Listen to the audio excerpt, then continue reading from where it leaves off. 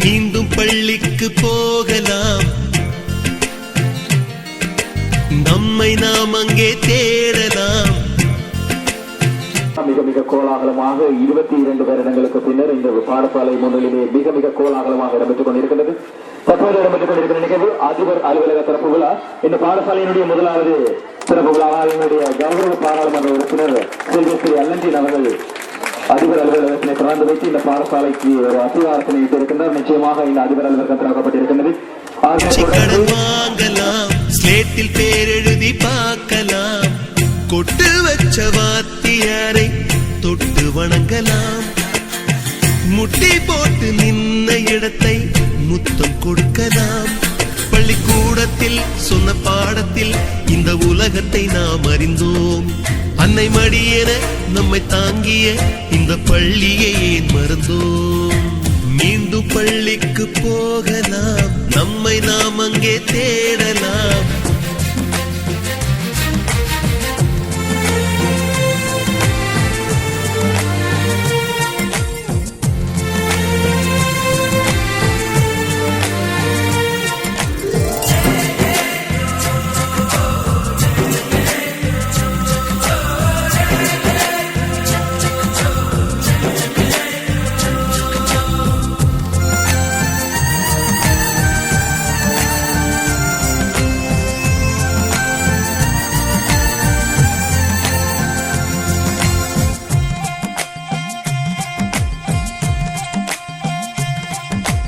உயிரும் உடலும் கருவறைக்குள்ளே உற்பத்தியாகிறது.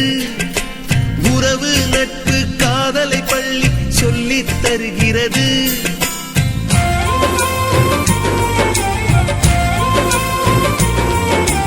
உயிரும் உடலும் கருவறைக்குள்ளே உற்பத்தியாகிறது. உறவு நட்பு காதலை பள்ளி சொல்லித் தருகிறது. தலைக்கு மேலே வளர்ந்தால் கூட தாய்க்கு நீ பிள்ளைதான். எத்தனை பெரிய மனிதனானாலும் பள்ளிக்கு நீ மாணவன்தான். உன்னை சுமந்த பள்ளிக்கூடம் கேட்பாரற்று கிடக்கிறதே. உந்தன் வரவை எதிர்பார்த்து ஊருக்குள் தனியாய் நிற்கிறதே. மீண்டும் பள்ளிக்கு போகலாம், நம்மை நாம் அங்கே தேடலாம்.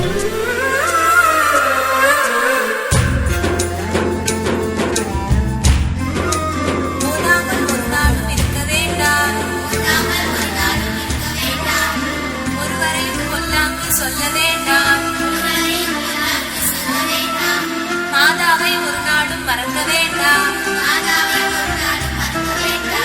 வஞ்சனைகள் செய்வாரோடு இணங்க வேண்டாம்.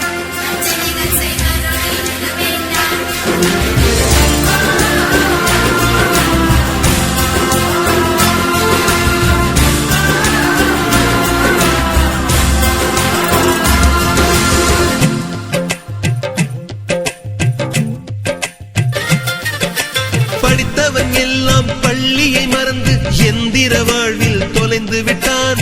படிக்காதவன் தான் பள்ளியை பார்த்து ஏக்கத்தோடு தவிக்கின்றான். 10 மாதம் சுமந்த தாய்க்கே பணிவிடைகள் செய்கின்றோம்.